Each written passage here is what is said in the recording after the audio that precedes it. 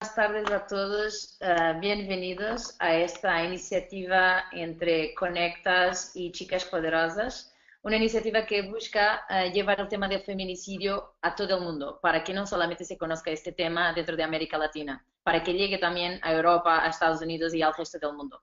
Con nosotros tenemos hoy la suerte y la honra de tener estas ilustres personas periodistas que están trabajando sobre, entre otros temas, feminicidio en algunas temáticas específicas. Empiezo por presentar a Esperanza Franco, que viene del Centro Regional para América Latina y Caribe, con el Programa de las Naciones Unidas para el Desarrollo, que nos va a dar una perspectiva de cómo está el feminicidio en términos de leyes en América Latina y Caribe, de cómo las leyes se han implementado, qué diferencia ha hecho en los números de feminicidio en estas regiones. Su compañero también del Programa de las Naciones Unidas para el Desarrollo, Víctor Tablas, que está más con la parte dedicada a El Salvador en específico y que hace todo un estudio de datos de cómo está la situación.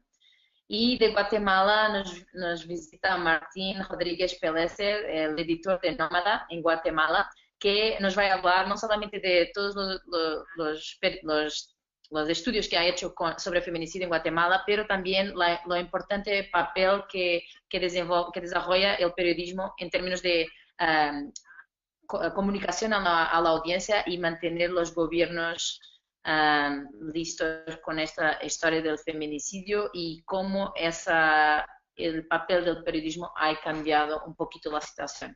A todos los que nos están escuchando, muchas gracias de participar. Tenemos el chat abierto para vuestras preguntas, así que vamos a desarrollar la conversación y mientras entran preguntas, por favor digan sus nombres, dónde vienen y sus preguntas y a quién las dedican. Entonces podemos empezar por Esperanza. Bienvenida, muchas gracias por hoy. Hola, muy buenas tardes a todas las personas que nos escuchan hoy y muchas gracias a Chicas Poderosas y a Conectas por esta invitación. Un placer colaborar para el Centro Regional del PNUD, para América Latina y el Caribe.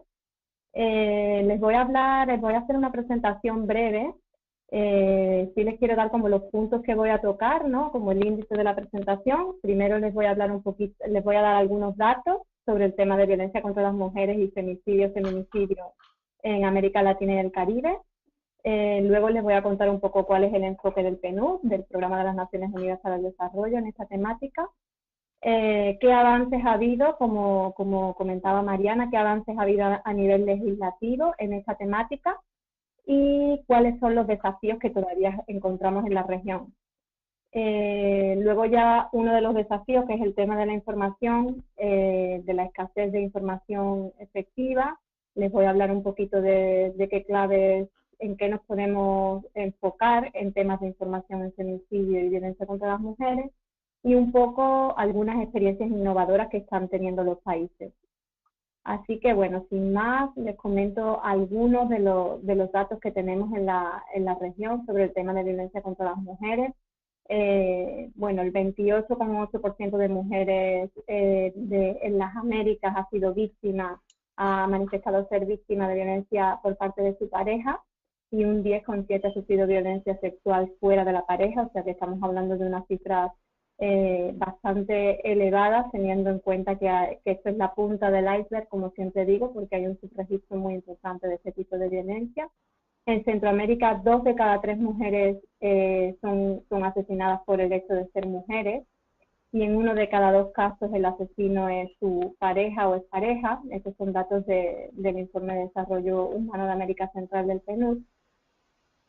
Y a nivel mundial, el 35% de las mujeres ha sido víctima de violencia física y o sexual por parte de su pareja, o de violencia sexual por parte de personas distintas a su pareja, ¿no? Estos son datos de OMS del año 2013. La situación en el Caribe también es bastante alarmante. En 15 países del Caribe, solo en el año 2014, 1.678 mujeres fueron asesinadas por el hecho de ser mujeres.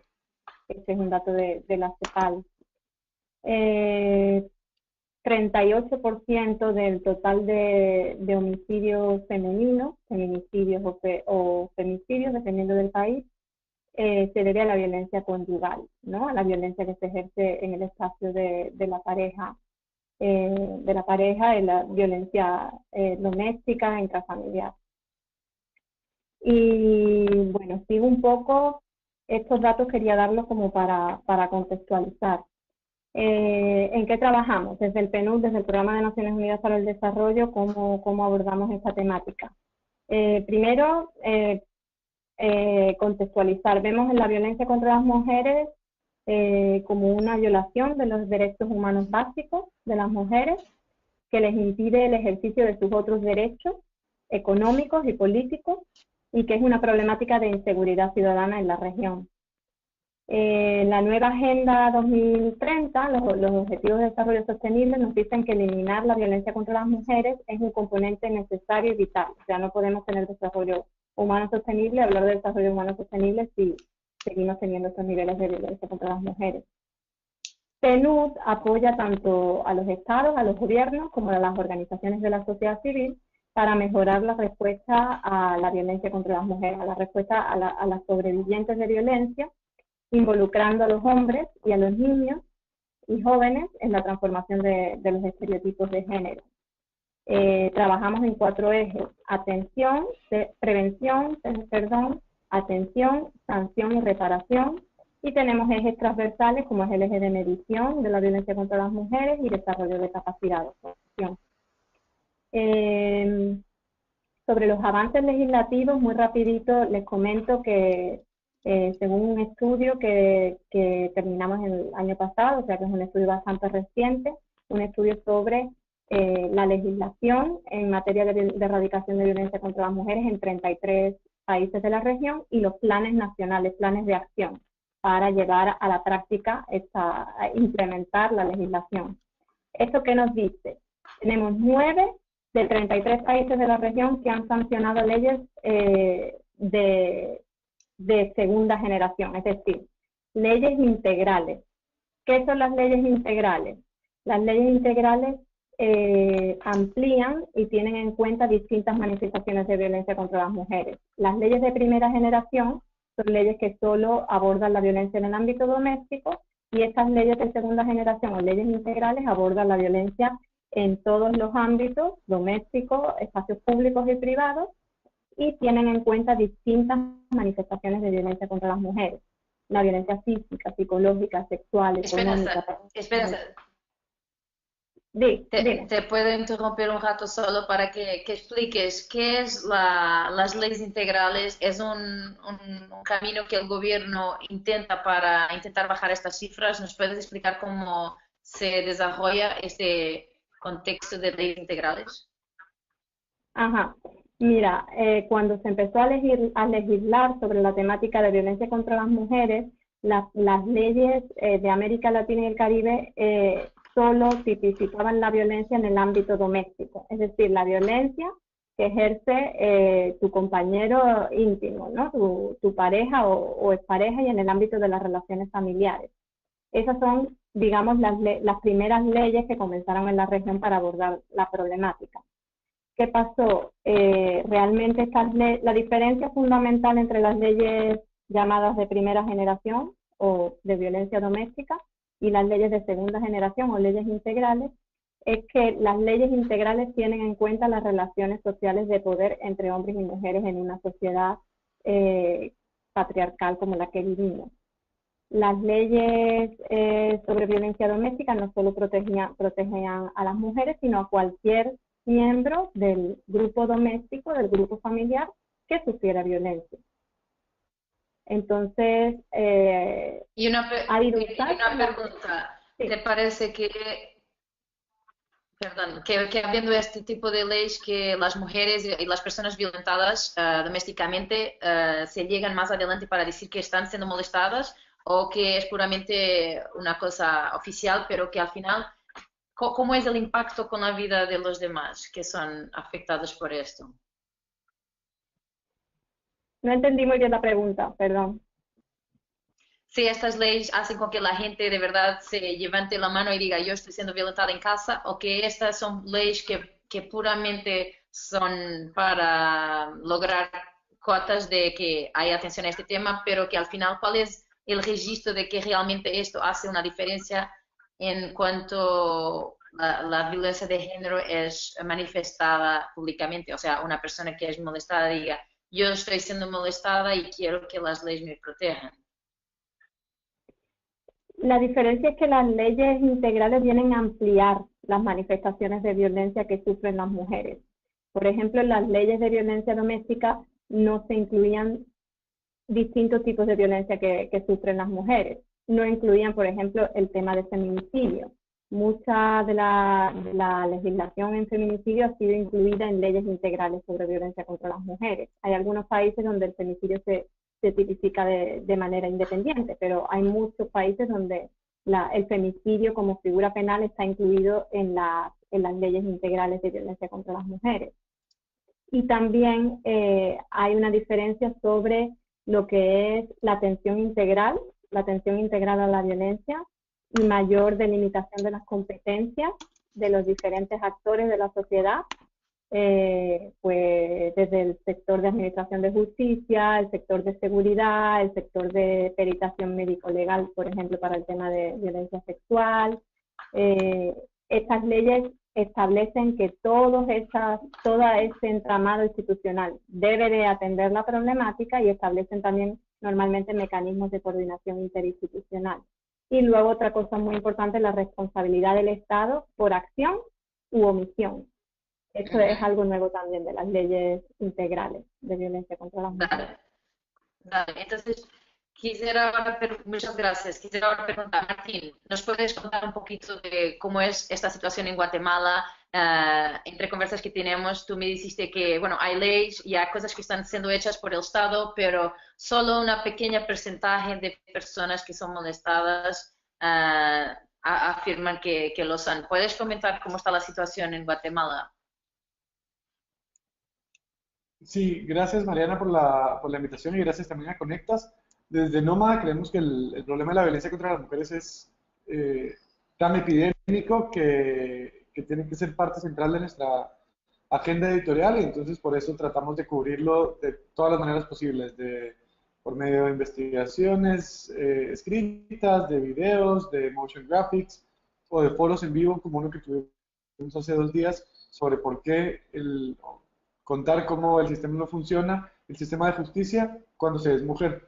En Guatemala ha habido avances, sobre todo con las últimas 3 fiscales, jefas del Ministerio Público, que empezaron con fiscalías especializadas contra violencia contra las mujeres y que después se llevó esto a juzgados especializados en violencia contra las mujeres. Creo que es muy importante explicar a nuestros lectores esto de que las matan solo por el hecho de ser mujeres, porque en una sociedad patriarcal esto se entiende poco y a mí la forma que me ha resultado más fácil de explicar es explicar que es cuando se rebelan a su rol tradicional de ser mujeres. O sea, por ejemplo, si en una pareja el hombre quiere forzar a la mujer en un matrimonio a tener relaciones sexuales y la mujer decide que no quiere y entonces el hombre le pega y quisiera incluso matarla, eso es un femicidio porque es por revelarse a un rol preestablecido como mujer. Entonces, en Guatemala es el delito más denunciado, el delito de violencia contra la mujer, y todavía tiene índices de impunidad muy altos, solo 20% de los casos se resuelven. Por eso nos parece que es muy importante traducir esas estadísticas a historias concretas y este año hemos producido historias sobre, por ejemplo, una niña que está embarazada y como no hay opciones para interrumpir el embarazo de una manera legal y segura, terminó suicidándose, o casos de violencia contra mujeres en centros comerciales, o un caso paradigmático que también es muy importante para América Latina, que fue el caso de Sepur Sarco, porque todas las guerras y en todas las guerras civiles, en todas las dictaduras, siempre se ha visto el cuerpo de mujeres como un botín de guerra o como un territorio de guerra. Y entonces Guatemala es el único país en América Latina en donde se ha juzgado un caso de violencia sexual durante la guerra y llegó a sentencia el año pasado. Bueno, y Víctor, ¿cómo ves tú la situación en El Salvador en específico? Visto que siendo uno de los países con tajas bueno, de agresividad y en específico contra la mujer muy, muy altas. ¿Cómo está la situación? ¿Cómo se viene desarrollando y cómo la ves con estas nuevas implementaciones gubernamentales? Bueno, muchas gracias por la invitación. Pues sí, ciertamente El Salvador, ¿me escuchan con el micrófono? ¿Sí? Ok. Si haces así, mejor. Ah, bueno. Así. No, ciertamente en El Salvador, digamos, la dinámica de la violencia ha tenido un repunte en los últimos años. Del año, digamos, en comparación al 2015, el 2016 fue un año que tuvo menores niveles de homicidios. Y lo que es interesante de ver es que, digamos, han habido ciertos avances normativos para tipificar los delitos de violencia contra la mujer.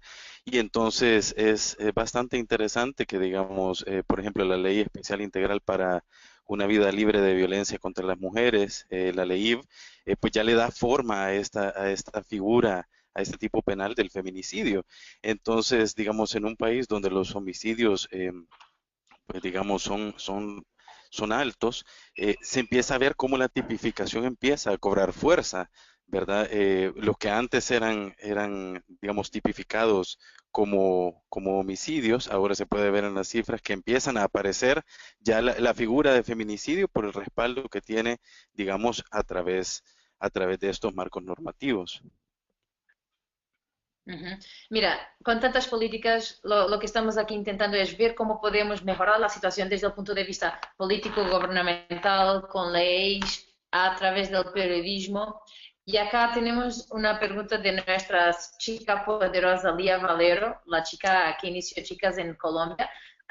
Y ella pregunta para todos, en Colombia hay una queja común de que como los procesos de justicia son lentos, se le pide a la víctima contar innumerables veces la misma versión y el proceso la afecta psicológicamente. ¿Cómo facilitar el proceso de justicia para las mujeres y evitar que se sienten revictimizadas? ¿Cómo podemos mejorar este proceso?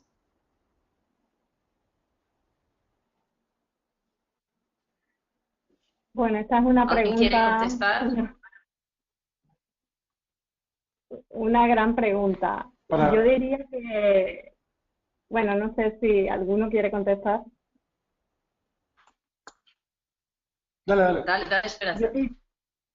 yo diría que el tema de la justicia especializada es súper importante. Realmente la evidencia en la región nos muestra que, como decía mi compañero Víctor, cuando hay primero una normativa que avale este tema y luego una institución especializada que se dedique a operativizar esa ley, la evidencia nos habla de que tenemos mejoras. Evidentemente, una mayor cantidad de denuncias no quiere decir que haya más violencia, sino quiere decir que las mujeres están teniendo un mejor acceso a la justicia. Entonces, en ese sentido, yo diría que las instituciones especializadas y la justicia especializada, desde luego, es un paso adelante, ¿no?, que están dando algunos países en la región.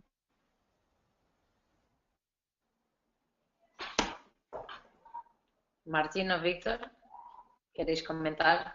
Sí, Dale, dale Martín. a mí me gustaría añadir que lo que también podemos hacer como periodistas es darle todas las herramientas de información a la comunidad de lectores o de usuarios para que puedan exigir en el momento en el que puedan ser víctimas de ellas o alguien que ellas conocen, todos los para no ser revictimizadas, desde el trato con dignidad, con eficiencia, eh, con todas las precauciones psicológicas y que así por lo menos estén mucho más empoderadas de cara al Estado y a las autoridades y a los funcionarios. Sí, yo también pienso que Víctor, es ¿tienes un importante. comentario? Sí.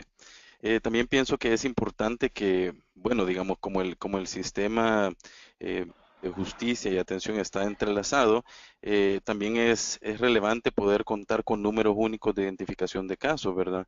Entonces, naturalmente, la fiscalía puede ser que derive un caso al Instituto de Medicina Legal o este caso puede ser que llegue a través de la Policía Nacional Civil o que llegue a través de la Procuraduría, ¿verdad? Y entonces al tener números únicos de identidad, pues se puede identificar el proceso que la víctima ha venido siguiendo, ¿verdad? Y digamos tener el mejor protocolo de atención. Ujú.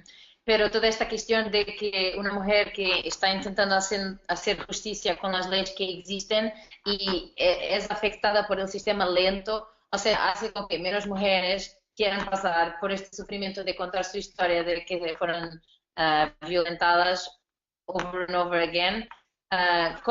¿Qué otras formas podríamos pensar en intentar disminuir? Por ejemplo, yo pienso que con conversas también con Martín, que muchas cosas, muchas veces parte por la información de la población, de ser una tradición, una cultura que es muy machista, que muchas veces la gente no sabe que no puede pegar a la mujer. Por ejemplo, estuve trabajando recién en Brasil, en las zonas más rurales, donde hombres venían y decían, pero ¿por qué no puedo pegar a mi mujer? Porque, ¿sabes? Es que falta de educación por veces de acceso a la información. Y los niños después aprenden que sus padres baten a las madres. ¿Cómo podemos cambiar esta situación desde la raíz?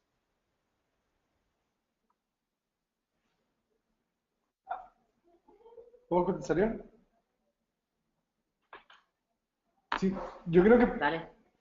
permanentemente hay que informar sobre la desigualdad, o sea, el patriarcado es tan hegemónico y tan cotidiano y tan absoluto que invisibiliza estas relaciones de poder, como muchas relaciones de poder entre etnias o clases sociales o entre hombres y mujeres. Y entonces me parece que los periodistas lo que tenemos que hacer es tratar de evidenciarlas de todas las formas posibles y con mucha creatividad y combinando todos los elementos que tenemos a nuestro alcance.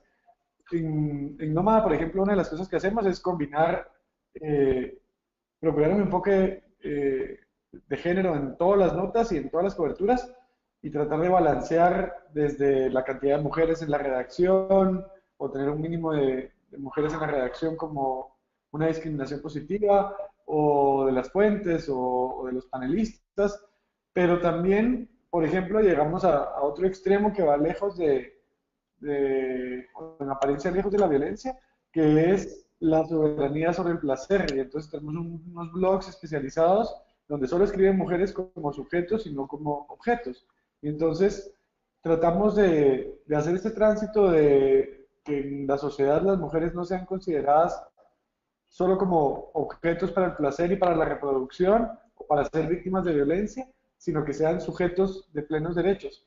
Y creo que es responsabilidad Ujú. nuestra como periodistas, como medios, tratar de cambiar esa visión todos los días en todas las formas posibles.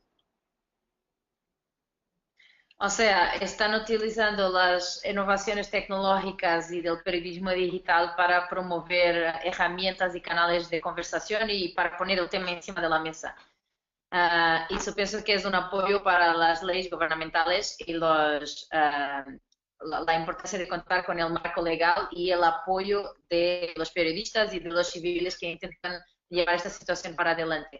Para Esperanza, una pregunta aquí de Leonor Gómez Bajeiro, coordinadora nacional de México, infórmate. ¿Cuál es la importancia de contar con marco legal estándar en todo el país? En México existen leyes en las entidades que no contemplan la figura de feminicidio.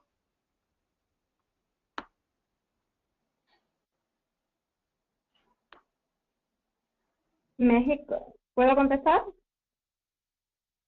Dale, dale, y después Martín.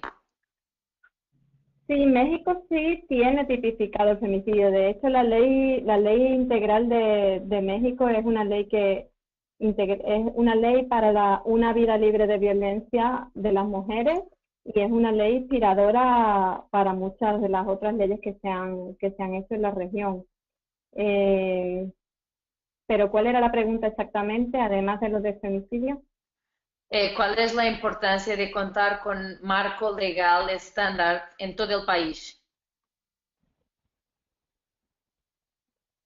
Claro, lo que pasa es que uno de los nudos críticos que hay también en el tema es que es como hablaba, la operatividad de la ley nacional, cómo hacerla operativa para todo, por ejemplo, en niveles departamentales y que haya una conversación entre las distintas legislaciones, ¿no? En los diferentes niveles.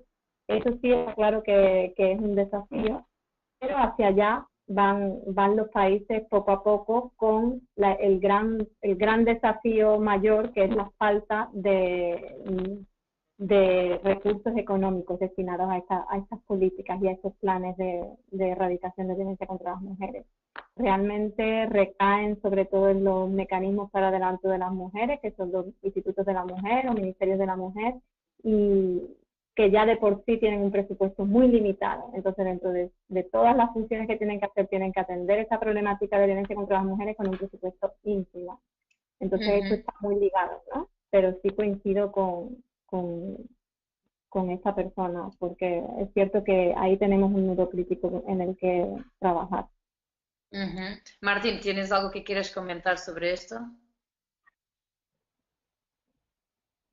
Que si bien todavía, o sea, no hay ninguna ley en ningún país del mundo latinoamericano en donde los estados tengan el suficiente poder para hacer cumplir de la noche a la mañana, pero me parece que estas leyes por lo menos sí apoyan a las mujeres. Por ejemplo, en Guatemala se hizo una ley sobre la violencia intrafamiliar y cómo, y nada, sobre las desigualdades entre parejas.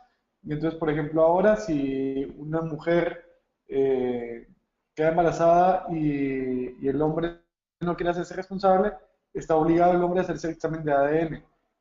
Si el hombre sí era responsable, él tiene que pagar el examen, y si no era, la mujer lo tiene que pagar. Y recuerdo que hace años, en los primeros 500 casos, en todos los casos, había tenido que pagar el hombre. Y, por ejemplo, en una ley sobre el matrimonio, ya por violencia, por abandono o por, no recuerdo qué otro causal, se puede disolver el matrimonio muy rápidamente con todas las ventajas para las mujeres. O Ujú. para, sí, sí, en general para las mujeres, que son las que en general son las víctimas de violencia doméstica. Ujú. Mira, Víctor, quizás tú puedas compartir tus opiniones sobre el comentario de Laura Roxana, de México. Dice que es estudiante de Derecho en México, vive en el Estado de México, la entidad federativa más peligrosa para ser mujer, de acuerdo con algunos medios impresos. Y aún así, hoy mismo, en la clase, el profesor y sus compañeros de la clase comentaron energéticamente que consideran la tipificación del feminicidio como una exageración.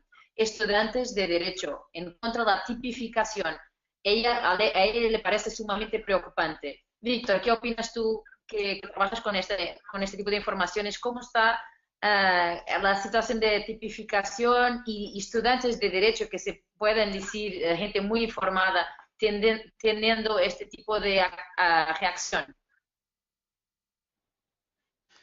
Sí, yo naturalmente pienso que la tipificación es algo bueno. Y también hablando del caso, digamos, de El Salvador, pues esta tipificación ha permitido también darle una dimensión al fenómeno.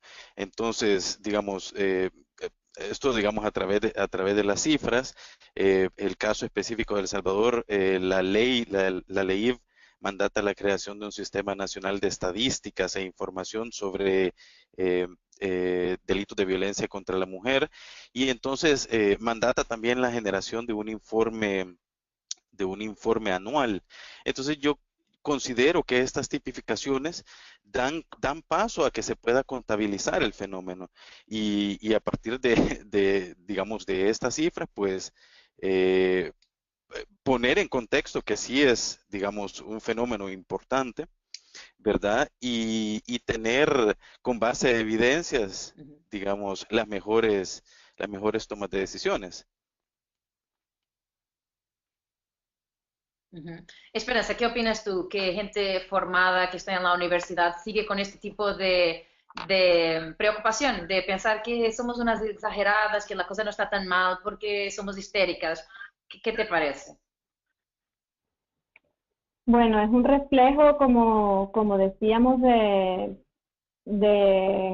este sistema, volvemos al sistema patriarcal en el que vivimos, que considera que los hombres tienen un mayor valor en todos los ámbitos de la sociedad, los ámbitos familiar, económico, político, todos los ámbitos. Entonces, y volviendo a una pregunta anterior, o sea, siempre hablamos en prevención, siempre hablamos, bueno, lo importante es incluir la temática de la igualdad de género, igualdad entre hombres y mujeres y diversidades en los ministerios de educación, que los ministerios de educación cambien completamente su currículum educativo, incluyan esta temática porque los niños y las niñas son el futuro, y ese es como siempre el comentario general. Pero hay un estudio de ONU Mujeres y UNICEF que estudió a 15 países, me parece, de América Latina y el Caribe, y realmente son pocos todavía los países en América Latina y el Caribe que incluyen esta temática en su currículum educativo. Entonces es como un cliché ya en materia de prevención que tenemos que empezar por los niños, pero no lo estamos haciendo. La región no lo está haciendo todavía. Entonces, y ahora volviendo al ámbito universitario, no lo estamos haciendo con nuestros niños y niñas, y luego tenemos carreras tan importantes como tú dices, una carrera de derecho con personas con estas opiniones que son totalmente contrarias a la legislación internacional en materia de derechos humanos y a la legislación de su propio país. Entonces, evidentemente estamos hablando de un cambio radical y es un cambio lento y un cambio cultural que es un desafío, porque los cambios culturales de verdad requieren mucho trabajo y mucho tiempo. Martín, ¿a ti qué te parece? Tú que tienes una redacción con 90% de mujeres que trabajan temas bueno, no solamente de feminicidio, pero temas que tienen que ver con mujeres. Cuando se trata de hombres que están estudiando derecho, que son supuestamente los que van a defender los casos de feminicidio en México en unos años adelante, y los propios profesores piensan que esta situación no es para ser tenida, que esto es una exageración. ¿Qué te parece? ¿Qué podemos hacer? Porque si en la uni ya piensan esto, imagínate fuera de la uni.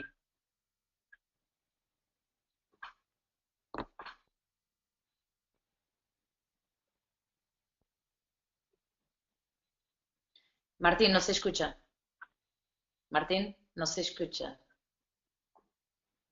Te perdimos. No se escucha. ¿Vosotros no escuchan? No, te No. perdimos el audio, Martín.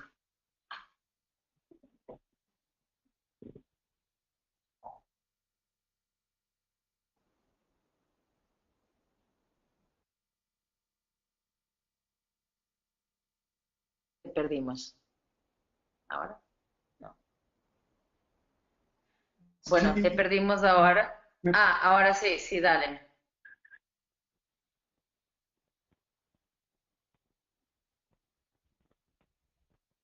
Dale, Martín.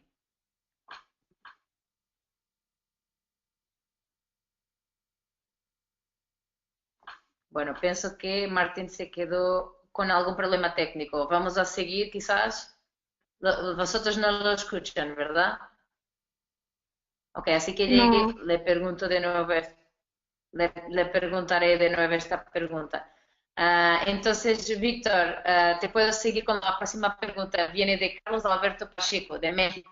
La mayoría de los avances en cuanto a la violencia de género, misoginia y feminicidios están encaminados a identificar este tipo de conductas, a las denuncias posteriores a dichos actos, a las afectaciones psicológicas y a la búsqueda de la prevención de estos actos y a través de la justicia o la penalización.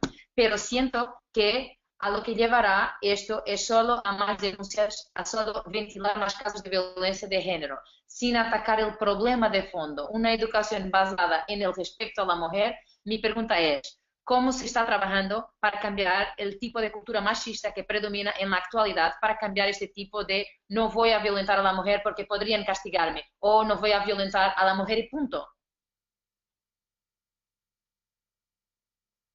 Sí, como comentaba hace un momento, yo pienso que los sistemas de captura son bastante importantes en cuanto permiten darle una dimensión al fenómeno.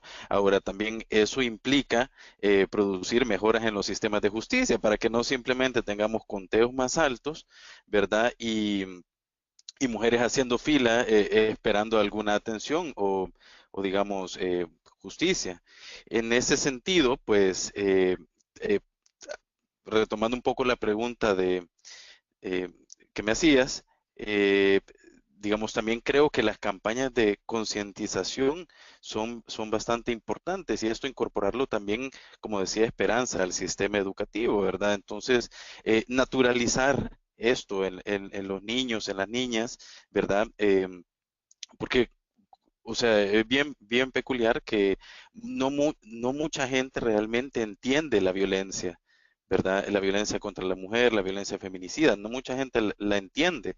Entonces, eso, digamos, creo que es algo que se puede mejorar llegando al sistema educativo, haciendo campañas de promoción, ¿verdad? Y obviamente también velar porque los sistemas de justicia respondan de manera efectiva a estas denuncias. Martín, ahora que regresaste, ¿quieres comentar? Sí, por favor. Lo que quería decir de lo de la universidad es que en América Latina y en Guatemala hay dos cosas particularmente democratizadas que son el machismo y el racismo. Y entonces, a mí no me extraña que las familias de clase media alta o clase alta con más acceso a educación formal sean igual de machistas que las familias de clases bajas y que no tienen acceso a educación formal.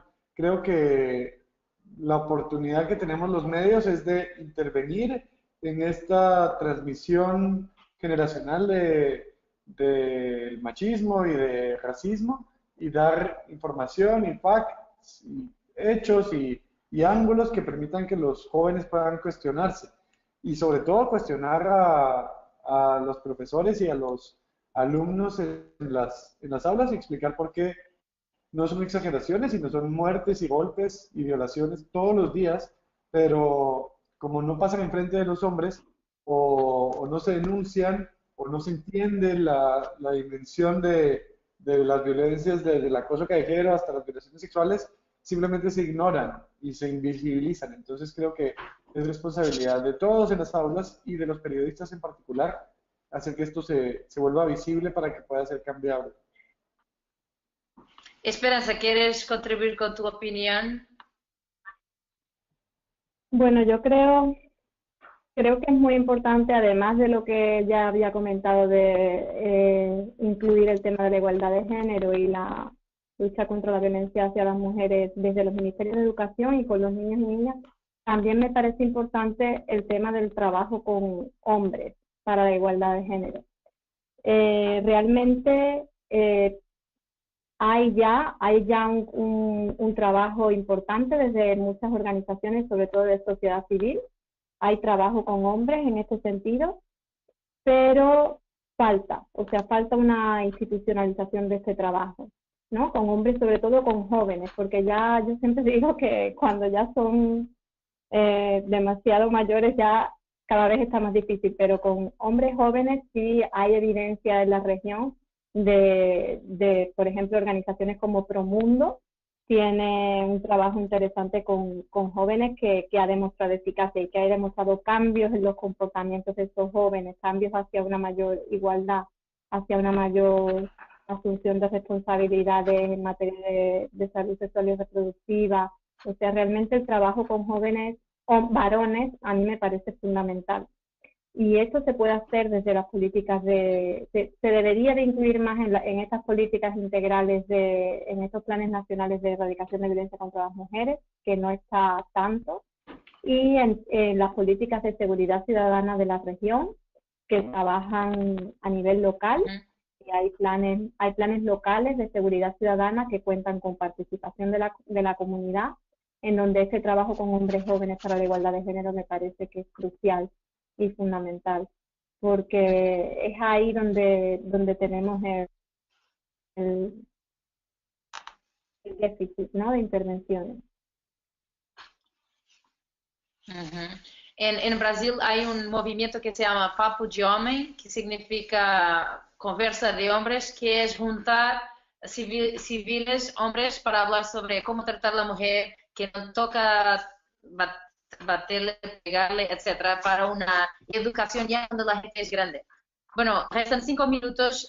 Pido a las personas que están viendo si quieren enviar alguna última pregunta. Si no, quería empezar con Víctor por sus últimas consideraciones antes de cerrarnos.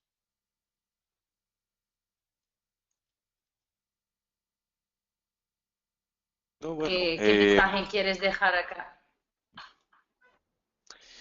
bueno, realmente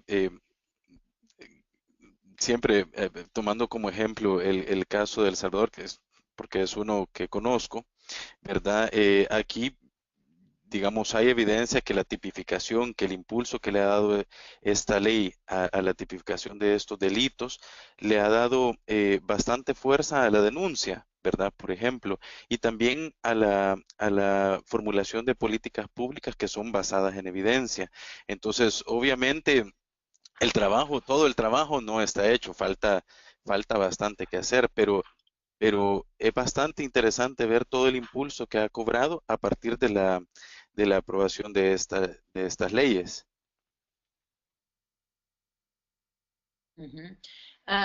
Martín, ¿puedes dar tus breves consideraciones sobre un futuro que nos aguarda y qué podemos esperar y hacer para mejorar el tema? Me parece que el rol que tenemos como periodistas es indispensable para hacer que en primer lugar, se prevengan más delitos contra las mujeres, cambiando este chip patriarcal, machista, misógino. Y en segundo lugar, el otro rol es evitar la impunidad y exigir desde el periodismo y desde la fiscalización de las autoridades que los crímenes contra las mujeres no queden impunes. Gracias. ¿Esperanza? Sí, yo, bueno, para dirigirme esto al público que tenemos, me parece que los medios de comunicación pueden jugar un rol crucial y pueden ser aliados en esta lucha contra este flagelo que está asolando a nivel global, ¿no? A nivel mundial, pero especialmente en la región de América Latina y el Caribe. Me parece que la forma en cómo se dan las noticias es súper importante. Utilizar un lenguaje, hay muchos manuales, hay muchas herramientas para que los periodistas, los y las periodistas se puedan formar. De hecho, los invito a entrar en nuestra página web americalatinasgenera.org. Ahí hay un manual de género para periodistas que es muy bueno y que tiene una sección sobre cómo tratar noticias de violencia contra las mujeres muy interesantes. Y animarlos a que todos sumamos desde los diferentes espacios en la lucha contra esta problemática. Bueno, muchísimas gracias. Les quería agradecer a todo el panel, a toda la audiencia que esteve con nosotros, principalmente a Lía, Roxana, Leonor y Carlos Alberto por vuestras preguntas tan pertinentes en este momento. Resta de fin decir que con Conectas y Chicas Poderosas estamos armando un especial sobre feminicidio que busca tocar todas las temáticas que hablamos aquí. La próxima encuentro digital será el 5 de abril. Acá en el mismo sitio vamos a tener otras personas también dando sus puntos de vista sobre el caso de feminicidio en sus países y en general en América Latina y Caribe. Y bueno, muchísimas gracias. Este vídeo va a estar postulado en Conectas, en el sitio de Conectas, donde podemos seguir la conversación por preguntas y comentarios. Un abrazo a todos y muchísimas gracias por vuestro aporte. Pienso que juntos vamos a intentar avanzar el tema y mejorar la situación para todas las mujeres. Muy buena tarde.